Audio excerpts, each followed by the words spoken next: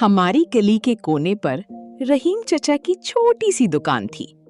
दुकान छोटी थी मगर उसमें हर चीज मिलती थी, टॉफियां, बिस्किट, पेंसिल और पतंग भी।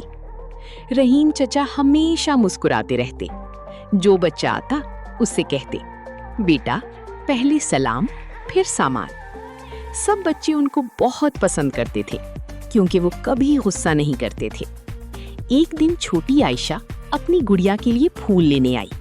उसके पास सिर्फ 5 रुपए थी, लेकिन फूल 10 रुपए का था। आयशा उदास हो गई। रहीम चचा ने देखा और कहा, बेटा 5 रुपए में दुआ भी मिलती है। उन्होंने फूल दे दिया और कहा, जब तुम्हारे पास ज्यादा हो किसी और बच्चे की मदद कर देना। आयशा खुश होकर भागी। अगले दिन उसने अपनी टॉफी अपने दोस्त अली को दे दी, जिसके पास पैसे नहीं थे।